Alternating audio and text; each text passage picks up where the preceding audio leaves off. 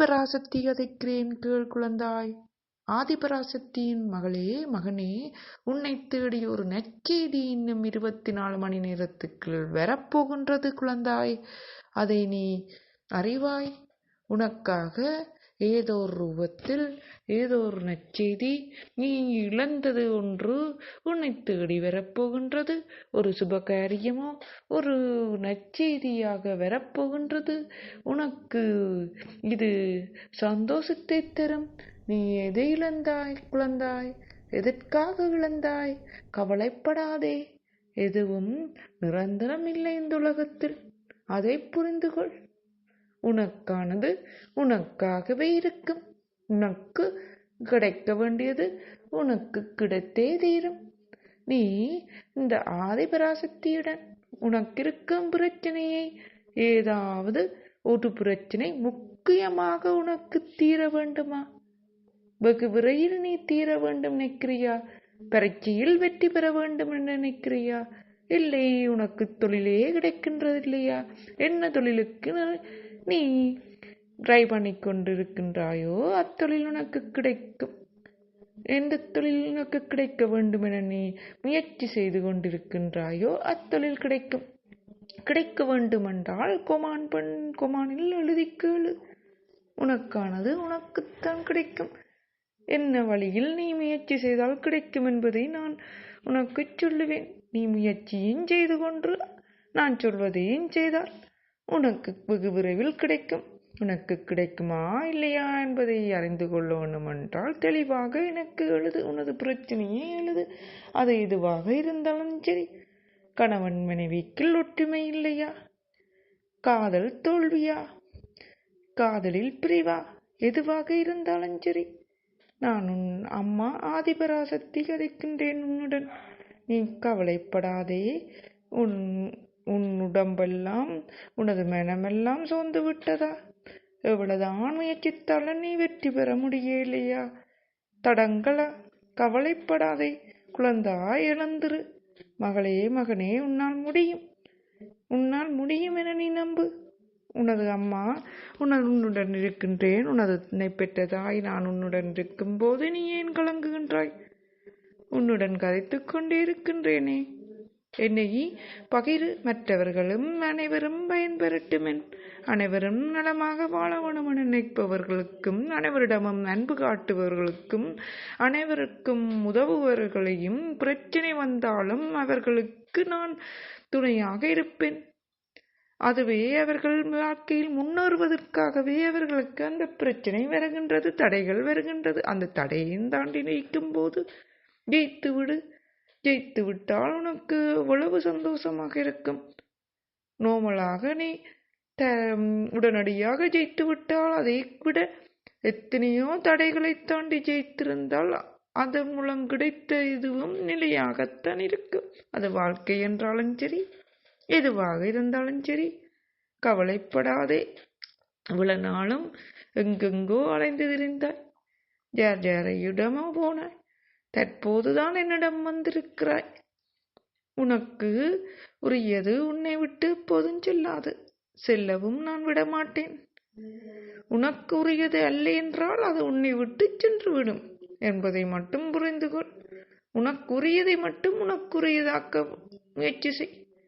வேறொருவருக்குரியதை நீ உனக்குரியதாக முயற்சி செய்வது ஒரு காலத்திலும் ஏற்காது. அதை நான் இந்த அம்மா ஒரு காலமும் ஏற்றுக்கொள்ள மாட்டேன். வேறொருக்கு சொந்தமானதை உனக்கு சொந்தமாக்க நினைக்கக்கூடாது குழந்தாய். உனக்கு சொந்தமானது உனக்குத்தான் சொந்தம். அது உன்னை விட்டு போயிருந்தாலும் மீண்டும் உனக்கு கிடைக்கும். இந்த ஆதிபராசக்தியை நம்பு. நான் சொல்வதை செய் குழந்தாய். 2 அகல் விளக்கை எடுத்துக்கொள். வெள்ளிக்கிழமை நீ பெண் குழந்தையாக இருந்தாலும் சரி, ஆண் குழந்தையாக இருந்தாலும் சரி, விளங்கிக்கொள். மருதாணி இலை 2 பிடுங்கிக்கொள். அதாவது 2 இலை, 4 இலை, 4 மருதாணி இலையை பிடுங்கி அந்த அகல் விளக்குக்குள் வை. ஒரு அகல் விளக்கில் 2 மருதாணி இலை, ஒரு அகல் விளக்கில் 2 மருதாணி இலையை வைத்துக்கொள். வைத்துவிட்டு பெண் குழந்தையாக இருந்தால் பஞ்ச எண்ணெய், அதாவது 5 வகை எண்ணெயை கலந்த எண்ணெயை கொண்டு ஆண் குழந்தை என்றாலும் பெண் குழந்தை என்றாலும் தினமும் மரித்து வர உனது அனைத்து பிரச்சனையும் தீரும். அது முடியாவிடில் வெள்ளிக்கிழமையில் பெண் குழந்தை தேங்காய் விட்டும், அதாவது நான் சொன்ன போல அந்த 2 இலைகளையும் வைத்து தேங்காய் விட்டு 2 அகல் விளக்கில் திரி போட்டு ஏற்று. ஆண் குழந்தையாக இருந்தால் நல்லெண்ணெய் விட்டு ஏற்று. இல்லாவிடில் நெய் தீபம் ஏற்றி வணங்கலாம். செவ்வாயில் ராகு காலத்தில் நீ என்னை வணங்குவினால் உனக்கு இருக்கும் பிரச்சனைகளும் தீரலாம். உனது பிரிவினைகள் முடிவுக்கு வரும். உனது குடும்பத்தில் இருக்கும் அது எந்த உறவாக இருந்தாலும் சரி, கணவன் மனைவியாக இருந்தாலும் சரி, உனது காதலாக இருந்தாலும் சரி, உனது பிள்ளையாக இருந்தாலும் சரி, உனது சகோதரமாக இருந்தாலும் சரி, எந்த உறவாக இருந்தாலும் சரி, உனது பெற்றோராக இருந்தாலும் சரி, உன்னை விட்டு சென்றவர்கள் மீண்டும் வெகு விரைவில் உன்னை வந்து சேருவார்கள், உன்னுடன் தொடர்பு கொள்வார்கள். கவலைப்படாதே. ராகு காலம், செவ்வாய்க்கிழமையில் ராகு காலத்தில் நெய் தீபமேற்றி வணங்கினால் என்னை நான் உனக்கு வெகு விரைவில் அருள் கொடுப்பேன். உனது அனைத்து பிரச்சனைகளும் தீரும். நீ காதலித்தாய், காதலில் தோல்வியடைந்து விட்டாயா? உனது காதல் உனக்கு சொந்தமாக இருந்தால், வேறொருவருடனோ வேறொத்தியுடனோ சேராமல் இருந்தால் உனக்கு கிடைக்கும் திங்கட்கிழமை 18 திங்கள் என்னை கும்பிட்டால் உனக்கு கிடைக்கும். இல்லை என்றால் உனக்கு ஒரு புதிய உறவொன்று உன்னை தேடி வரும். அது உனக்கு ஏற்கனவே இருந்த உறவை விட அனைத்து விதத்திலும் உனக்கு பொருத்தமானதாக இருக்கும். உனக்கு பொருத்தமில்லாத இந்த உறவையும் நான் சேர்த்து வைக்க மாட்டேன். அதை புரிந்துகொள். நீ கவலைப்படுகிறாய் அந்த உறவு பிரிந்து விட்டது நினைத்து. ஆனால் நீ புரிந்து கொள், அதற்கு பொருத்தம் இல்லை, அதுதான் பிரிந்திருக்கின்றது. உனக்கு பொருத்தமான உறவாக இருந்தால் நீ கும்பிடும் போது வந்து சேர்ந்து விடும். நீ ஒழுங்காக நான் சொல்வதை செய்தால், அதாவது 18 திங்கட்கிழமை காதலில் பிரிந்தவர்கள் தொடர்ந்து 18 திங்கட்கிழமை செய்தால் அந்த 18 திங்கட்கிழமைக்குள் உனக்குரியது வந்து கிடைத்துவிடும். அது உனது காதல் பிரிந்தவர்களாக இருந்தாலும் சரி, அல்லாவிடில் பிரிந்தவர் கிடைக்காமல் புதிதாக ஒரு உறவு கிடைத்திருந்தால் கட்டாயமாக புரிந்துகொள். நீ பிரிந்து சென்றவர் உன்னை உண்மையாக விரும்பவில்லை.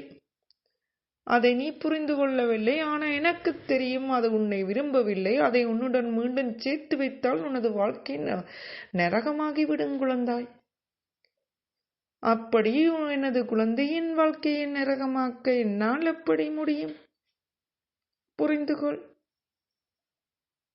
நீ புரிந்து கொள்வாய் என நான் நினைக்கின்றேன். இந்த ஆதிபராசக்தியை உனது பிரச்சனைகள் அனைத்தையும் என்னிடம் கொமானில் சொல்லு, எழுதி கேளு. அது பல பிரச்சனைகள் கேட்காதே. ஒரு பிரச்சனையை முக்கியமாக வெகு விரைவில் தீர வேண்டிய பிரச்சனையை எழுதி கேள் குழந்தாய். நான் சொல்வதை முழுமையாக கேள். முழுமையாக கேட்டுவிட்டு ஆதிபராசக்தியே போற்றி, ஆதிபராசக்தியே போற்றி, ஆதிபராசக்தியே போற்றி, அகிலாண்டேஸ்வரியே போற்றி. அம்மா தாயே, எனக்கு இந்த பிரச்சனை இருக்கின்றது, அதை தீர்த்து வையம்மா என எழுது. உனது பேரையும் சேர்த்து எழுது. உனது பிரச்சனை என்னென்று, ஒரே ஒரு பிரச்சனை, உனக்கு அவசரமாக தீர வேண்டிய பிரச்சனை என்னவென வடிவாக எழுது.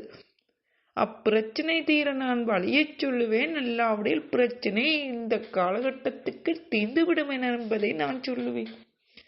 இது வசிரஜி அருள் வாக்கு.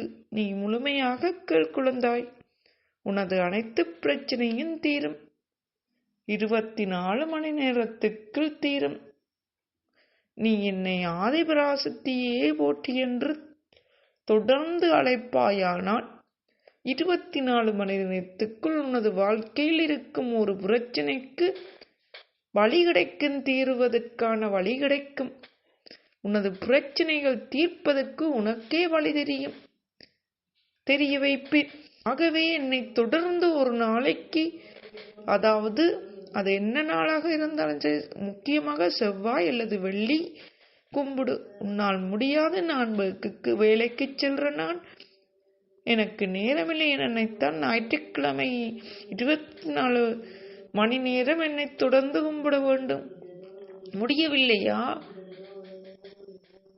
உன்னால் முடியவில்லை என்றால் நான் என்ன செய்ய முடியும்? ஒரு நாளைக்கு மட்டும் என்னை முழித்திருந்து கும்பிட்டு பேரன். விடிய வெள்ளெண்ணை அதிகாலை 4 மணிக்கு எழும்பி குளித்தோய்ந்து எல்லாவிடம் கூட்டி சுத்தமாக்கி விட்டு அமர்ந்து விடு. அமர்ந்திருந்து 24 மணித்தியாலம் கும்பிட முடியாது என்பதனால் எந்த நேரமும் ஆதிபராசக்தியே என்று சொல்லிக்கொண்டு உன் மனதுக்குள்ளும் சொல்லிக்கொண்டு உனது வேலையை கூட செய்யலாம். செய்ய முடியும் தானே குழந்தாய்? என்னை தொடர்ந்து அழைப்பவருக்கு நான் ஏதோ ஒரு ரூபத்தில் உனக்கு வழி செய்வேன், ஏதோ ஒரு ரூபத்தில் உதவுவேன். அது பணமாக இருந்தாலும் சரி, எதுவாக இருந்தாலும் சரி, யாரொரு ரூபத்திலும் வரும். நீ கொடுத்த பணமும் வரும், உனக்கு யாரும் உதவுவார்கள். அதே நேரம் நீ முயற்சி செய், உனது வாழ்க்கையில் உனக்கு ஒரு தொழிலும் கிடைக்கச் செய்வேன். உனக்கு தொழில் கிடைக்கும், கவலைப்படாதே. என்னை தினமும் எந்த நேரமும் அழைப்பவர்களுக்கு தொழில் கிடைக்கும். குடும்பத்தில் பிரச்சனைகள் படிப்படியாக தீரும். ஆதிபராசக்தியே சரணம், ஆதிபராசக்தியே போட்டி, அகிலாண்டேஸ்வரியே போட்டி, ஈஸ்வரியே போட்டி. அம்மா ஆதிபராசக்தியே சரணம். அம்மா, நான் பல பிரச்சனையில் அவதிப்படுகிறேன், எனது பிரச்சனையை ஒன்றொன்றாக தீர்த்துவை என கும்பிடு. உனது பிரச்சனைகள் ஒன்றொன்றாக தீரும். அதை நீ உணர்ந்து கொள். எதுவுமே தீரவில்லை என நினைக்காதே. நீ யோசித்து பார்த்தால் உனது பிரச்சனைகள் என்னை கும்பிடத் தொடங்கினத்திலிருந்து சிறு சிறு பிரச்சனைகளாக கொஞ்சம் கொஞ்சமாக தீருவதை நீ உணர்வாய். உணர்ந்து கொண்டு ஆதிபராசக்திக்கு நன்றி சொல்லிவிட்டு தொடர்ந்து ஆதிபராசக்தியே போற்றி என அழைத்துக் கொண்டிரு. உனது பிரச்சனைகள் கொஞ்சம் கொஞ்சமாக தீரும் என்பதை உணர்ந்து கொள். ஆதிபராசக்தியே சரணம், ஆதிபராசக்தியே சரணம். உங்கள் அனைத்து பிரச்சனைகளின் தீர்வதற்கு என்னை தினமும் அழையுங்கள். ஆதிபராசக்தியே சரணம், ஆதிபராசக்தியே போற்றி, அகிலாண்டேஸ்வரியே போற்றி. முதலில் உனக்கு பொறுமை தேவை, நிதானமும் தேவை, முயற்சியும் தேவை. முயற்சி, நிதானம், பொறுமையெல்லாம் விட்டுவிட்டு சோம்பலாக வீடையும் தூய்மை இல்லாமல் எல்லாரையும் திட்டிக்கொண்டு எல்லாரையும் பகைத்து கொண்டு யாருக்கும் எதுவும் நல்லதே செய்யாமல் ஒதுங்கி நின்று கொண்டு எவர்களெல்லாம் அழிய வேணும் என நினைத்துக்கொண்டு நல்லவர்களை திட்டும் போது உனக்கு இன்னென்று நல்லது கிடைக்கும். புரிந்து கொள் குழந்தாய். திட்டிக்கொண்டு என்னை கும்பிட்டால் ஒரு பிரயோசனமும் இல்லை. மற்றவர்களும் நல்லா வாழ வேணும் என நினைத்துக்கொண்டு மற்றவர்களிடம் அன்பு காட்டிக்கொண்டு மற்றவர்களுக்கும் நல்லது செய்து கொண்டு கும்பிடு. அதுக்காக நீ உனது பணத்தை முழுக்களும் எரிஞ்சு செலவழிக்கச் சொல்லி நான் சொல்லவில்லை. உனது வீட்டுக்கு வந்த லட்சுமியை நான் தூக்கி எறி என்று நான் சொல்லவில்லை. மற்றவரிடம் அன்பு காட்டு என்று சொல்லுகிறேன். 2 அன்பான வார்த்தையை கதை என சொல்லுகிறேன். மற்றவர்கள் வந்து உன்னிடம் ஏதாவது சொல்லும் போது அவர்களுக்கு ஆறுதலாக 2 வார்த்தை சொல்ல என்று சொல்லுகிறேன். தட்டிக்கொடு என சொல்லுகிறேன். மற்றவர்களின் முயற்சியை பார்த்து நீ பொறாமைப்படாதே, அவர்களுக்கு கவலைப்படாதீர்கள். நீங்கள் இன்னும் முயற்சி செய்யுங்கள், வாழ்க்கையில் முன்னேறலாம் என சொல்லு. அப்படியான மனிதனுக்கு சோதனை வந்தாலும் அதிலிருந்து தப்புவதற்கு வழியும் கிடைக்கும். தப்பிப்பான், மீண்டும் மீண்டும் தப்பிப்பான். பல பிரச்சனைகள் வந்தாலும் அதிலிருந்து மீண்டு விடுவான். மீண்ட நான் இந்த ஆதிபராசக்தி துணை இருப்பேன் அவனுடன். அது யாராக இருந்தாலும் சரி, மகளே மகனே, அது யாராக இருந்தாலும் சரி, இந்த ஆதிபராசக்தியின் துணை என்றும் இருக்கும். குழந்தாய், புரிந்து கொள் குழந்தாய். யாரையும் பேசாதே, சண்டை பிடிக்காதே, அளவுக்கு மிஞ்சி போகாதே. கடவுளுக்கு கூட கோபம் வந்து உக்கிரங்கொண்டிருக்கிறார் தான். அம்மன் கூட உக்கிரங்கொண்டிருக்கிறேன் தான். புரிந்து கொள். அம்மனுக்கு கூட கோபம் வந்து ஆக்ரோச்சமாக எழும்பி அழைத்திருக்கிறேன். அது எல்லாரையும் அழிக்கும் அரக்கன்மார்களைத்தான் நான் அழைத்திருக்கிறேன்.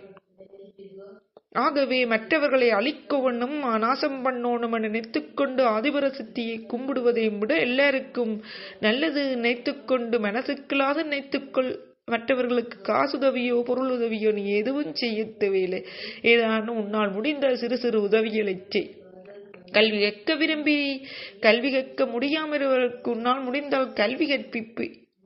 முதியோர்கள் ஊனமுற்றோர்களுக்கு உன்னால் முடிந்த சிறு சிறு உதவிகளாலும் செய். அது என்ன உதவி என்றாலும் சரி. காகங்கள் பறவைகள் உயிரினங்கள் மீது இரக்கம் காட்டு, கருணை காட்டு, மற்றவர்கள் மீது அன்பு காட்டு. உனக்கு நல்லது நடக்கும். கவலைப்படாதே.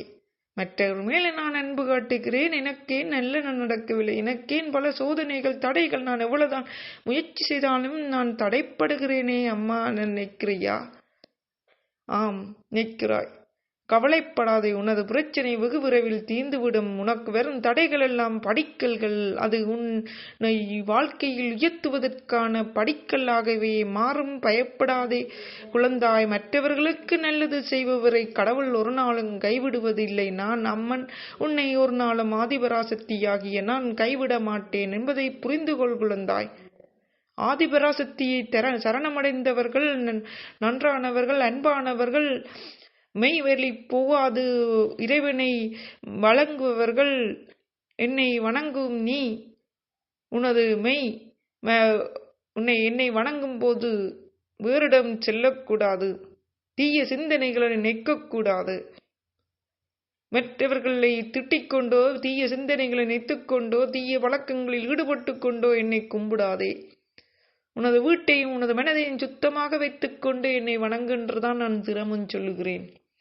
ஆதிபராசக்தியை போட்டி, அகிலாண்டேஸ்வரியை போட்டி, ஈஸ்வரியே போட்டி. அம்மா, கருணை உள்ளம் படைத்த ஆதிபராசக்தியை வாமா என அலை. நான் வீடு தேடி வருவேன். ஏனெனில் உன் வீட்டில் அன்பும் கருணையும் நிரம்பி கிடக்கின்றது. அத்துடன் என்னையும் அழைக்கின்றாய். என் அன்பு குழந்தையே, உன்னை தேடி வருகின்றேன். கவலைப்படாதே. உனது பிரச்சனைகள் தீரும். உனது பிரச்சனைகள் எல்லாம் படிப்படியாகிவிடும். நீ வாழ்க்கையில் உயர்வாய். அனைத்து வகையிலும் படிப்படியாக ஒவ்வொரு பிரச்சனையாக தீர்ந்து நீ வாழ்க்கையில் முன்னேறிச் செல்வாய். அனைவருக்கும் நல்லது நினைக்கும் உனது மனசு இருக்கும்போது நான் அந்த மனசிலேயே வந்து குடியிருப்பேன். ஆதிபராசக்தியாக்கிய நான் என்பதை மறந்து விடாதே. அனைவரிடமும் அன்பாக பழகு. அனைவரின் மனதையும் நோகடிக்காதே. யாரும் மனதை நோகடித்திருந்தால் அவர்களிடம் மன்னிப்பு கேட்க தயங்காதே. நீ பிழை செய்திருந்தால் மன்னிப்புக்கு, பிழை செய்யவில்லை என்றால் உன்னை வந்து நோகடித்தவர்கள் தான் கஷ்டப்பட வேண்டும். நீ கலங்காதே. தொடர்ந்து நோகடிக்கும் போது அது யாராக இருந்தாலும் சரி, கடவுளாக இருந்தாலும் சரி, கோபம் வரத்தான் செய்யும். ஆகவே அது தப்பில்லை. மகனே, கவலைப்படாதே. ஆகவே இந்த ஆதிபராசக்தியை சரணடைந்தவர்களை ஒரு நாளும் நான் இந்த அம்மன் கைவிட மாட்டேன். ஆதிபராசக்தியே போற்றி, ஆதிபராசக்தியே போற்றி, அகிலாண்டேஸ்வரியே போற்றி, ஈஸ்வரியே போற்றி. அம்மா அகிலாண்டேஸ்வரியை போற்றி. உனக்கு பொறுமை வேண்டு நிதானத்துடன் முழுமையாக கேட்ட குழந்தைக்கு கேட்டு 18 பேருக்காதும் பகிர்ந்துவிட்டு என்னிடம் கொமான் மூலம் கேளுங்கள். உங்களுக்கு நல்லது நடக்கும். அனைவரும் நலமுடன் வாழட்டும். ஆகவே இதை பகிருங்கள். 24 மணி நேரத்துக்கு பகிர்ந்தால் 24 மணித்தியாலத்துக்கு மேலே நீ ஆதிபராசக்தியை போற்றி என சொல்லிக் கொண்டிருக்க வேண்டும். வாழ்நாளில் எவரிடமும் தேவையில்லாமல் உன்னை வலிய வந்து காயப்படுத்தி சகல விதத்திலும் உன்னை நோவடித்துக் கொண்டே இருந்தால் நீ வெகுண்டெழுவது தப்பில்லை.